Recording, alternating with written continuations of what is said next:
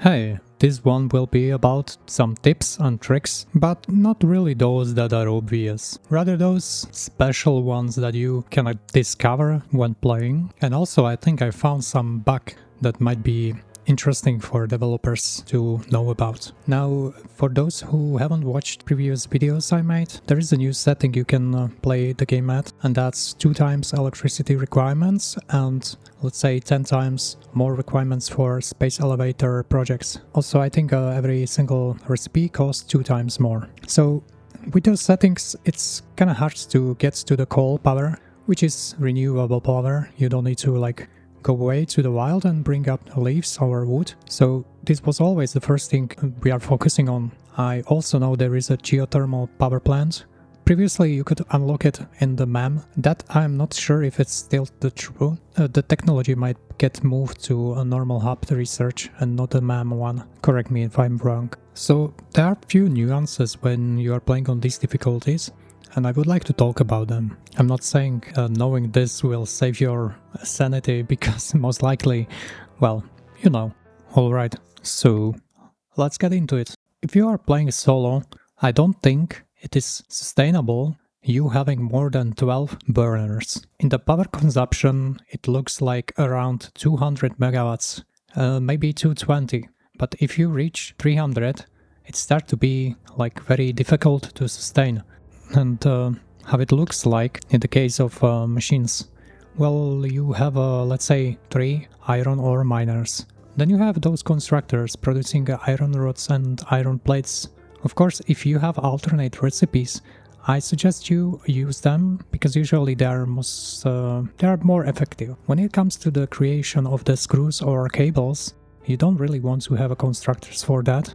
You don't have enough energy to sustain that. So I spent hours and hours just manually creating screws and few cables, of course. Because what is the most demanding thing you are trying to create is actually 500 parts for Space Elevator Section 1 project.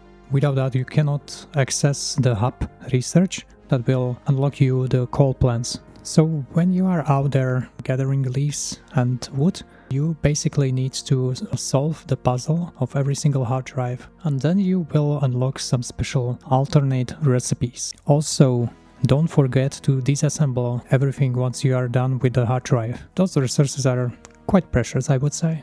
My precious hard drives. Some of them will eventually give you also +6 inventory storage. But there is one +6 inventory storage unlock in the Mycelia MAM research tree, and it's not that expensive. I think there might be one particular way to play this, but I chose to not to. I went with the classical approach, which is basically going up in tiers, researching the hub technologies, then delivering the parts to Space Elevator. But there is one more approach, and I think those pro players that have thousands of hours are maybe trying to use that. And that is actually, when you research the sync machine, it will allow you to basically get tickets from syncing items. And when you sync some very precious items from, let's say, wrecks, it will get you a lot of tickets. And the thing is, you can then buy any other precious materials to maybe speed up your research. But let's start with the trees right now. This is a big, huge topic. There are basically trees that will give you a lot of wood, and the others will give you just a small amount. But that doesn't mean you will most likely evade even those that will give you 10, because you will on the end need all of them, so yeah. But I found this very intriguing. Let's say you have a jungle tree that has it looks very big. It has veins on it, right? It is there is a lot of leaves lying around, so you will get at least the leaves, but the tree itself will give you only 10 wood, which is not that much. You want the thousands, right? And on the other hand, there is a tree that it looks like it already died. It has a lot of branches, you know, and it's not that big, but well, it gives you 40 or 45 maybe of wood. But usually you don't find a lot of those like everywhere. By the way, you might already knew that, but if you hold E key, it's you will automatically like keep grabbing stuff around you. So maybe you can toggle press, maybe you can bind it somehow on your keyboard, so it will always be pressed when you toggle some key, and when you hover over something in your F disassemble mode, you can actually see what's inside the building. So when you are checking the burners, you can see how many solid biofuel you have inside, so it's quite useful. Now, this is for devs mostly. I found one bug, and it's related to DPI switching on the mouse. So, of course, you can switch sensitivity in the game, but for some reason, when I start the game, I need to change the sensitivity of the mouse in game, because for some reason it's too high. And when I change it to different value and then change back, it is corrected. I'm also using Razer mouse and the Razer application Synapse, and there I can change the DPI, but for some reason it's messing up the settings in game. Also, I have maybe some suggestion, like it's a suggestion for a UX UI, and I found very annoying when you need to always confirm the changes you've made in the settings menu. Guys, what do you think? Can we upvote this? And also like subscribe to the channel. I'm trying to reach the partner with YouTube. Thank you. I think it's not necessary to accept every single change.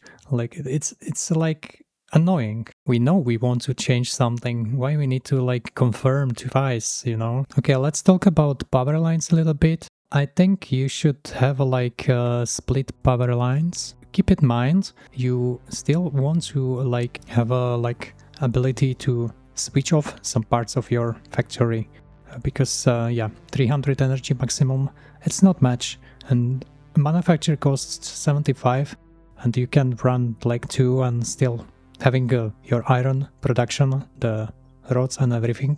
Yeah, it's yeah, we know it's not easy. So now the question is, do you enjoy these settings?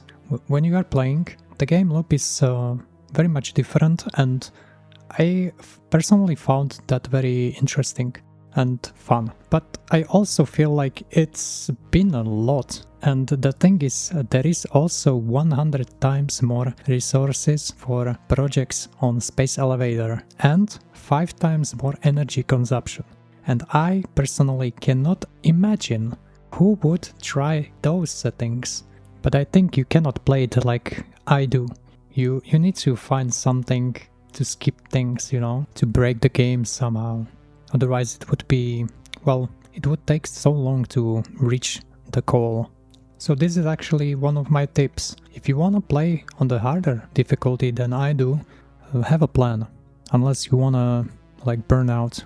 Also, randomized nodes are very useful here. Yeah, no, okay, video too long. Now tell me, do you play also some other games? Because I sometimes need a break, and I'll go play Marathon right now, or League of Legends. Yeah, kill me. I'm also closely watching the Crimson Desert, but, well, for me it's too expensive, I cannot like buy it right now. But at least I have more time to play Satisfactory. And also, I have pretty nice builds over there, where on my old saves, maybe I will look for them and showcase some of them. I think you would really like it. But even if I don't find the save, I will definitely build something like that on this playthrough. Subscribe for more.